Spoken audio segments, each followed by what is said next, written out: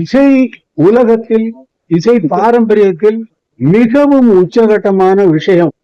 அதனால் என்னுடைய மக்களை, என்னுடைய மண்ணில் பிறந்த இந்த மக்களை என்னை என் மீது அன்பும் அவ்வளவு அன்பு வச்சிருக்காங்க.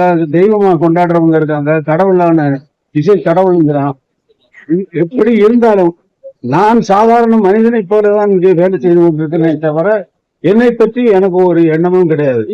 என்னை இசை தெய்வம் என்று கடவுள் என்று சொல்லும் பொழுது எனக்கு என்ன எண்ணம் தோன்றும் என்றால், கடவுள் இளையராஜாவுக்கு அளவுக்கு கடவுளை கீழே இறக்கிட்டீங்களாப்பா அப்படின்னு தான் தோணும்.